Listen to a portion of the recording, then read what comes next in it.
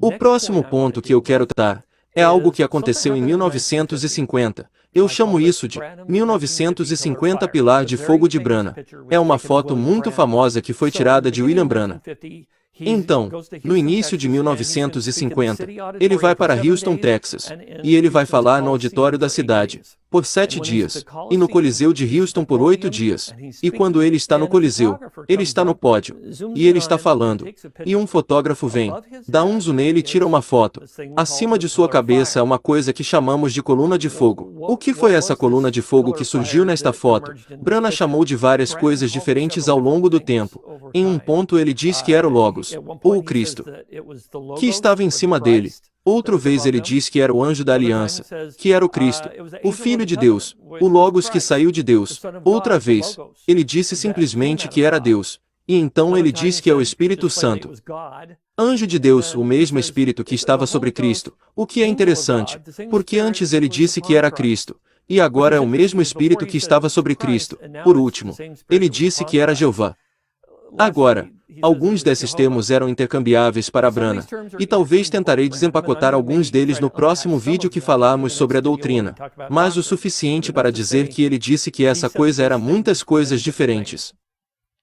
Well, Branham and his crew wanted to verify this negative that shows the light above his head, because they saw this as proof and vindication of Bem, his ministry. Branham e sua equipe queria verificar esse negativo que mostra a luz acima da cabeça, porque viram nisso uma prova e uma justificativa de seu ministério, de que essa luz da qual ele falava que estava com ele toda a sua vida, realmente apareceu nessa fotografia.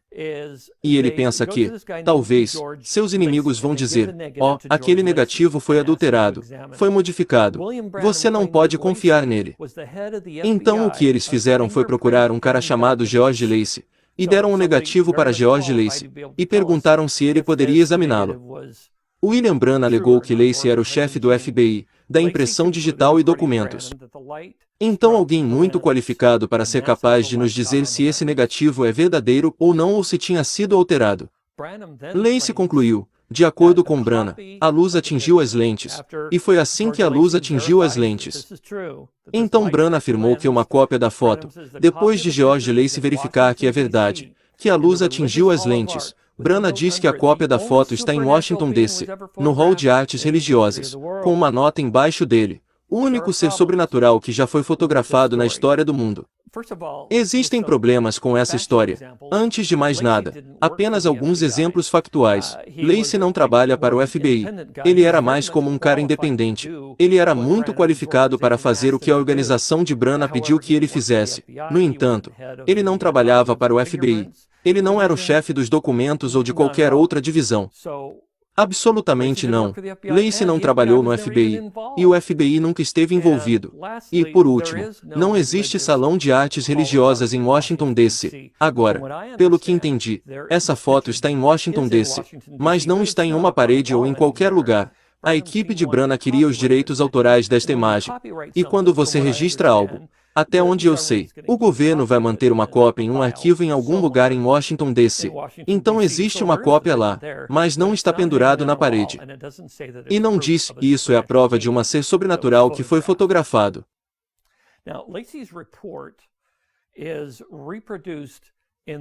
Agora, o relato de Lacey é reproduzido nesse livro aqui por William Branham, chamado Pegadas na Areia do Tempo. E quase no início do livro, quando você abre, você pode ver que está uma reprodução do que está dentro do livro. Este é o relato de George Lacey. E começa explicando que esse negativo foi dado a ele para verificar a sua autenticidade. E ele fala sobre o procedimento que ele segue para verificar. Sim, e então, ele dá sua conclusão, diz, tenho a opinião definitiva aqui, o negativo que foi submetido para exames, não foi retocado, nem foi uma dupla exposição de negativos. Além disso, eu sou da opinião definitiva de que a faixa de luz aparecendo acima da cabeça, posição de halo, foi causada pela luz atingindo o negativo. Os crentes da mensagem leem isso e pensam, acho que vejo que é a prova que a luz atingiu o negativo, de que a luz que estava lá em cima de sua cabeça. Bem, para dizer a verdade, essa não é, realmente, A questão que nós temos. Nós não estamos perguntando se a luz, realmente, atingiu o negativo. Veja que é assim que sempre funciona. Luzes quando você tem uma imagem qualquer em um negativo. Sabemos que o obturador abre na câmera. Qualquer luz que estiver lá vem e atinge o negativo. O negativo deixa uma marca ali. E é assim que chega lá. Então sim, concordamos que havia uma luz ali. Mas a questão é, onde estava a luz? E o que foi a luz? Now, I want to give a thanks out to a guy named John Kenna, who is a researcher, who's helped me some and point me into the right direction with a few things that I've been researching here. Agora, eu quero agradecer a um cara chamado John Kenneth, que é um pesquisador que me ajudou um pouco e me deu uma direção certa com algumas coisas que eu tenho pesquisado aqui. E este exemplo, eu tenho para você aqui, veio do seu site. Alguém carregou esta foto de William Branham que você pode ver que é a mesma foto, mas foi photoshopada. E foi photoshopada para mostrar a você como seria se aquela luz estivesse exatamente diretamente em cima da cabeça de Branham, se estivesse diretamente acima de sua cabeça. Olhe para a imagem, em seus ombros, teria sido acesa no topo de sua cabeça e estaria brilhando. E no púlpito, se essa luz estivesse realmente lá, faria uma diferença em seu entorno. Compare com a foto original. Seus ombros estão escuros, sua cabeça escura, o púlpito está escuro. Agora, algumas pessoas podem dizer, bem, está escuro lá porque era uma luz sobrenatural. Não, isso não funciona. Se era uma luz sobrenatural e não refletia nas coisas, como refletiu no negativo? Se atingiu o negativo, teria atingido outras coisas também. Então esse Photoshop de Branham mostra que a luz não estaria diretamente acima de sua cabeça. Estava lá, mas onde estava em relação onde Branham estava? This is a picture of Paul McCartney. And he's in the very same Houston Coliseum that Branham was. And you can see above McCartney's head, there's lights. And nobody's going to think, oh, look, there's more pillars of lights. Now they're floating. Esta é uma foto de Paul McCartney. E ele está no mesmo coliseu de Houston que Branham estava. E você pode ver acima da cabeça de McCartney. Há luzes. E ninguém vai pensar, olhe.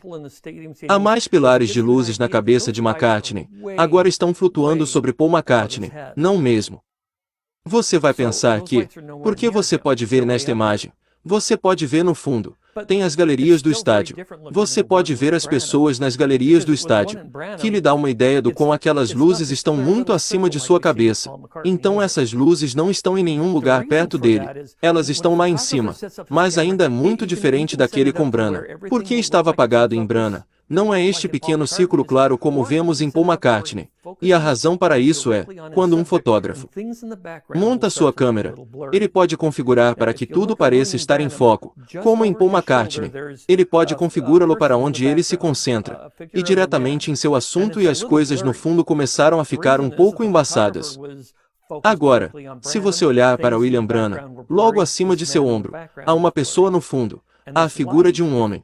E está um pouco borrado. O motivo é que o fotógrafo estava focado diretamente em Branham. Coisas no fundo estavam borradas. Esse homem no fundo está borrado. E se essa luz, se veio do teto, olhando para a altura do teto, que a luz estava longe e teria ficado muito mais borrado do que o homem na foto, mas você pode não estar convencido, pois acho que talvez não devesse, porque veja como. Essas luzes são pequenas com Paul McCartney, em comparação com William Branham. Bem, há uma razão para que, depende de como você enquadra sua foto e como isso está alinhado. Deixe-me mostrar outra foto do Coliseu de Houston. Esses lutadores estavam lá no Coliseu, e esta foto foi tirada. E olhe acima das mãos desse homem. Vamos dar um zoom nisso. Quase parece que a mão desse lutador vai atingir a luz, mas sabemos por aquela outra foto com Paul McCartney, que a luz estava bem alto no ar. Não há como a mão dele atingir a luz. Exceto você pode ver como essa luz parece muito maior do que parecia com Paul McCartney. A razão é a forma como a imagem é enquadrada e alinhada faz com que pareça maior. Ele não está certo, e a mesma coisa com William Branham, que isso, o pilar de fogo acima de sua cabeça, era provavelmente, da luz que estava no teto no Coliseu de Houston. A próxima coisa que eu quero dar uma olhada é na comissão de 1963 de Branham. Eu não mencionei isso no rápido histórico analisando sua vida, mas em 1963, ele recebe outra comissão, onde alguns anjos vêm a ele e lhe dizem algo. Mas antes de começarmos com a comissão de 1963, na verdade, a história realmente começa em 1962. Branham recebe uma visão sobre o que iria acontecer com ele em 1963, e ele está explicando aqui o que aconteceu em sua visão. Ele disse, abre aspas, eu sei que isso é uma visão, e eu sei que estou em Tucson, Arizona. Fecha aspas. Agora, ele não está dizendo que está em Tucson, Arizona, no momento que está falando, mas ele está dizendo que, na sua visão, estava em Tucson, Arizona. E em sua visão ele diz que uma explosão veio, e aqui vem 7 anjos da eternidade. Os anjos estavam em uma pirâmide, feita em uma forma de 3 de um lado e 1 no topo. E eles caíram da eternidade. Agora, há várias coisas importantes sobre esta visão e o que ele diz aqui. Primeiro, em sua visão ele diz que isso acontece em Tucson, Arizona. Haveria uma explosão e haveria 7 anjos. E estes 7 anjos viriam a ele. Viriam a ele numa forma específica de pirâmide. 3 em cada lado. E 1 no topo.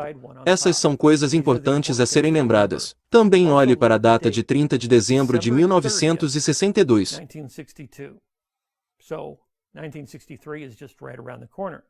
E então está logo ali. Então avançamos alguns meses e William Branham está no Arizona. E ele está caçando javalis. Ele está com outras pessoas. Tem outros caçadores com ele. Mas ele sai sozinho em um ponto. E essa é a explicação dele. Enquanto ele sai sozinho, em um ponto. Essa é a explicação dele. Enquanto ele sai sozinho, ele diz, abre aspas, e naquela manhã eu estava lá catando carrapichos, na perna da minha calça, e a explosão aconteceu exatamente do jeito que eu disse. Fecha aspas. Presumo que ele se refira à maneira como a visão apontou que a explosão aconteceria dessa forma. Abre aspas, devo ter pulado do chão e logo acima de mim estavam os anjos do Senhor. Fecha aspas. Então esses anjos vieram para ele, e um dos anjos fala com ele. O anjo disse que o tempo estava próximo para esses 7 selos, que guardavam os 7 mistérios de toda a Bíblia. Foi selado com esses 7 selos. Basicamente que, ele está apontando para a revelação do capítulo 10, versículo 7. Branham está sendo comissionado para ser o anjo ou o mensageiro que abre os selos, e ele vai voltar para a sua igreja, em Indiana, e pregar sobre esses selos. Então depois que esse anjo fala com ele, esses 7 anjos sobem aos céus, e eles fazem essa formação muito misteriosa no céu que você pode ver nesta foto aqui. Esta foto foi tirada em 28 de fevereiro de 1963, e essa formação de nuvens, chamaremos assim, estava acima de Flagstaff, Arizona, e sabemos que isso é verdade, porque estava em muitas revistas. Uma delas em particular que quero destacar é a revista Life de 17 de maio de 1963. E está é a foto que eles tinham. Várias fotos. E está é uma delas de 28 de fevereiro de 1963. E na revista Life, ele cita o Dr. James McDonald, que é meteorologista do Instituto de Física Atmosférica de Tucson, Arizona. E o Dr. McDonald está completamente perplexo com essa extraordinária formação de nuvens. Ele disse no artigo que tinha 26 milhas de altura e 30 milhas de diâmetro. E ele disse que era muito alto e maior do que uma nuvem deveria ser. Então o que era isso? Era mais alto do que as nuvens poderiam ser. E ele também disse que, abre aspas, era muito alto para um avião a jato. Fecha aspas. E ele olhou, viu que não havia avião a jato voando ao redor de Arizona, naquela época. Se eles não estavam fazendo isso, então o que estava? Bem, de acordo com Branham, esta formação de nuvens representava duas coisas diferentes que ele disse, abre aspas, agora, aqui ao mesmo tempo, eu estava lá, vi a pirâmide de nuvem. Fecha aspas. Então Branham vê nesta nuvem algum formato de pirâmide. Abre aspas, eu estava logo abaixo disso. Veja o anjo distinto no lado direito. Veja a asa pontiaguda dela. Fecha aspas. Então ele ainda está sustentando que esta formação de nuvens são, na verdade, os 7 anjos que estão formando esta forma de pirâmide. E observe que ele diz que, eu estava logo abaixo disso. Está é a mesma hora que eu estava lá, ele disse. Agora, eu não sei se você pode ver uma pirâmide. Eu voltarei a isso mais tarde. Mas ele afirma que isso está em forma de pirâmide. Mas há outro significado para isso. Alguns anos depois, Brana descreveu o significado desta maneira. Ele disse, abre aspas, e a própria imagem daqueles anjos sendo erguidos para cima. Vire para o lado direito. O que me permite virar para o lado direito. E lá está o rosto do Senhor Jesus olhando para a terra novamente. Fecha aspas. Você vê o rosto de Jesus nesta nuvem. Bem, deixe-me mostrar como os crentes da mensagem veem o rosto de Jesus nesta nuvem. Este é o rosto que eles veem. Esta é uma pintura de Erich Hoffman, e era o Jesus favorito de Brana. Brana disse que sempre que ele tinha uma visão de Jesus, era assim que ele se parecia na pintura de Erich Hoffman. E esse é o rosto que está na nuvem. E é assim que funciona. Então há o rosto de Jesus representado na nuvem. Agora, uma coisa que faz com que pareça que realmente não se encaixa muito bem, você pode notar, é a nuvem. É como sobreposta sobre o topo de Jesus. E há uma razão para que, de acordo com Brana, isso é o que ele explica. Abre aspas. Há uma peruca branca que costumavam usar. Coloque uma peruca branca e use-a como um juiz. A Inglaterra ainda faz isso. Quando você tem autoridade suprema, Jesus é a última autoridade. Ele é a autoridade suprema, fecha aspas. Então o que Brana está nos dizendo é que a peruca branca que o juiz usa na Inglaterra representa que aquele juiz tem autoridade suprema. E é por isso que Jesus tem a peruca branca neste exemplo visual que ele dá ao mundo em 28 de fevereiro de 1963.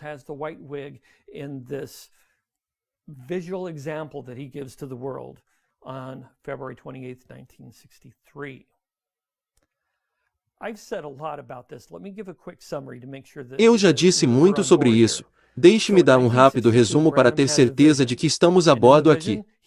Então, em 1962, o Brana tem uma visão, e na visão ele está em Tucson, Arizona.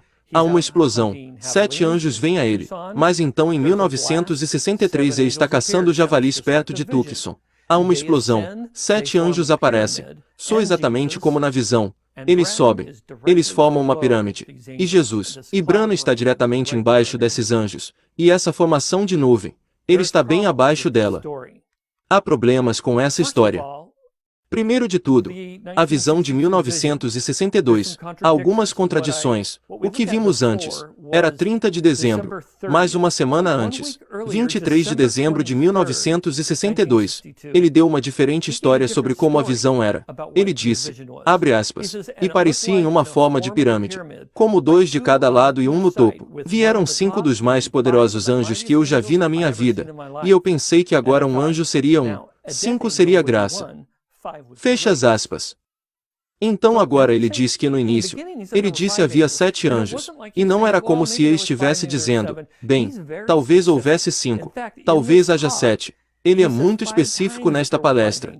Ele diz 5 vezes que havia 5 anjos, e é importante para ele, porque 5, o número 5 representa a graça. Então, haviam 5 anjos, como em sua primeira visão, ou 7 anjos como ele diz agora.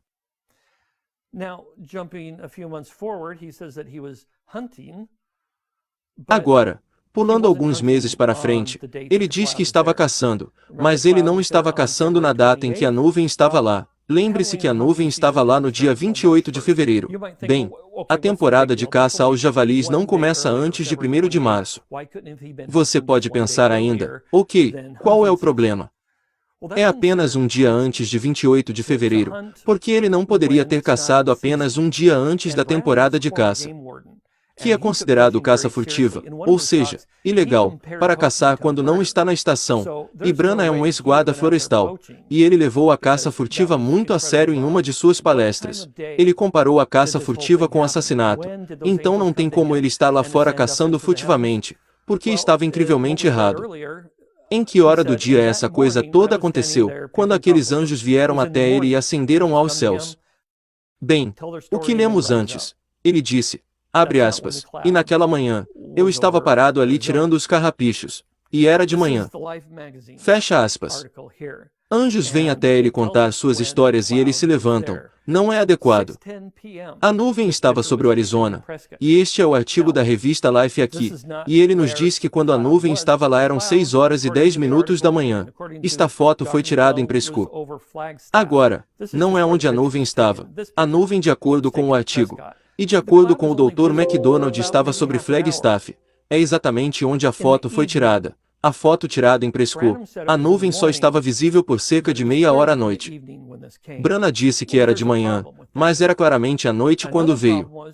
Bem, há um problema com isso. Outro problema era que Branham não estava sob a nuvem que ele disse, no que lemos antes, e aqui está outra que ele disse. Abre aspas. Eu estava bem embaixo da nuvem quando eles tiraram a foto. Fecha aspas. Bem, verdade. Você estava debaixo da nuvem quando tiraram a foto. Então como você explica outras coisas que você disse? Em 1965 ele disse que a ciência tirou a foto desde o México enquanto se movia do norte do Arizona, onde o Espírito Santo disse que eu estaria a 40 milhas a nordeste de Tucson.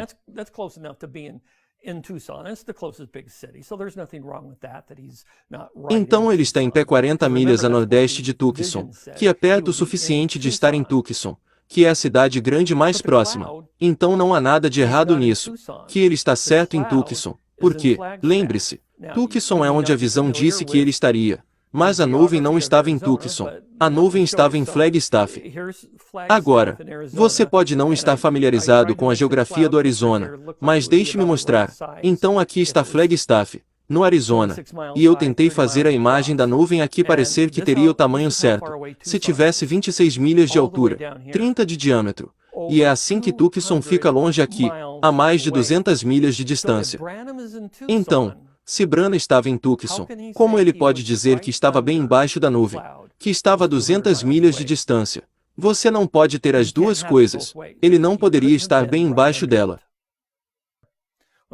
Uma das primeiras vezes que viu a revista Life, ele olhou para a revista Life e disse, abre aspas, procuro ver quando foi. Fecha aspas. Significa que ele olhou para ver, quando foi a data da revista que dizia quando a formação de nuvens estava lá. Abre aspas, olhei para ver quando era, e foi cerca de 1 ou 2 dias antes, ou 1 ou 2 dias depois de eu estar lá em cima. Olhei onde estava a nordeste de Flagstaff ou Prescott. Bem, era exatamente onde estávamos. Vê. Exatamente. Fecha aspas. Vê você o problema. Alguns problemas aqui. Ele disse que foi 1 ou 2 dias antes, 1 ou 2 dias depois. Então ele não estava lá de acordo com o que ele está dizendo neste momento, em 1º de junho, quando está olhando para a revista pela primeira vez. Lembre-se que a revista saiu apenas algumas semanas antes, e ele olhou para a revista pela primeira vez e admite que não estava lá, quando a nuvem estava lá. Ele estava alguns dias antes ou alguns dias depois. E ele também diz, Flagstaff, Prescott. Bem, é exatamente onde estávamos. Ele deveria estar em Tucson, segundo a visão. Mas agora ele diz que estava em Flagstaff a 200 milhas de distância.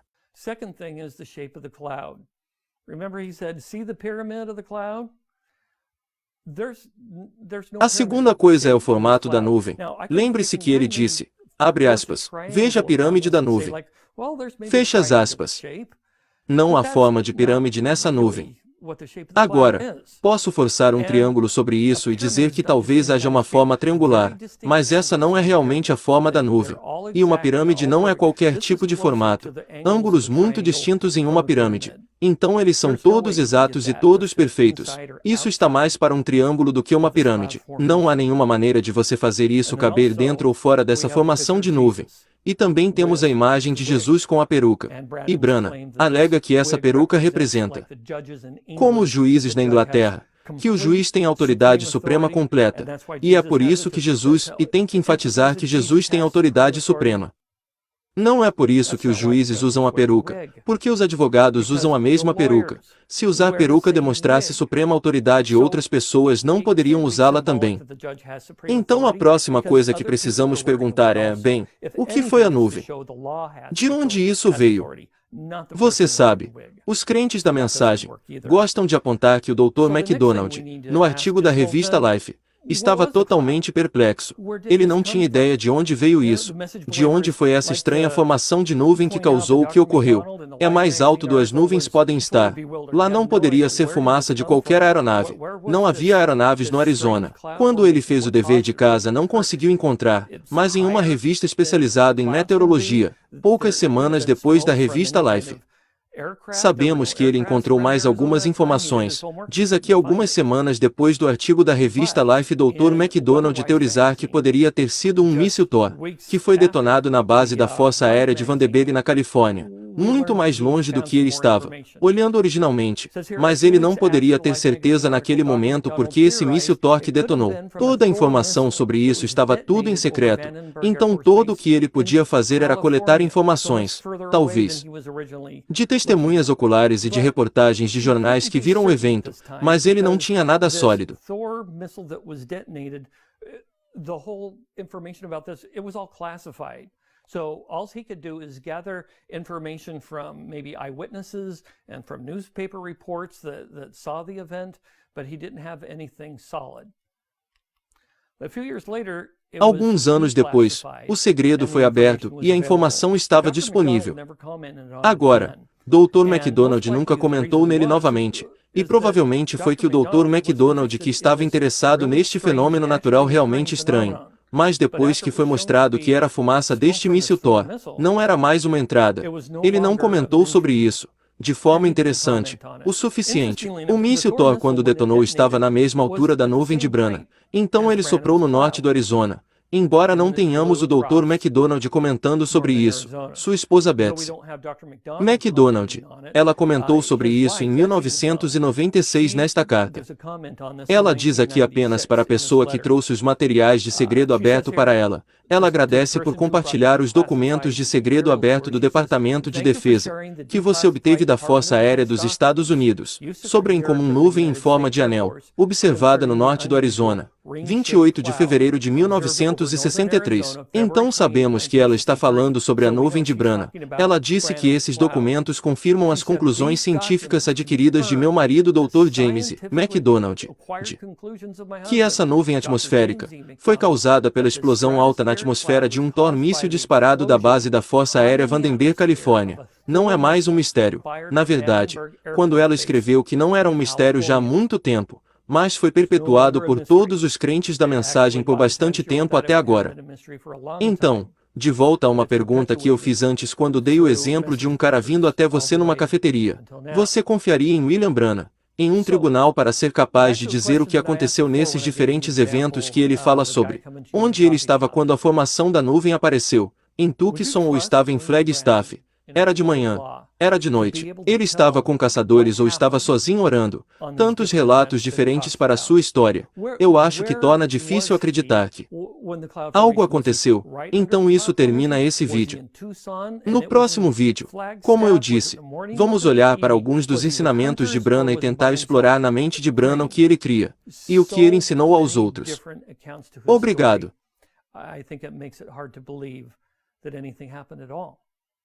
So that ends this video. In the next video, as I said, we're going to look at some of Branham's teachings and try to explore in the mind of Branham what he believed and what he taught others. Thank you.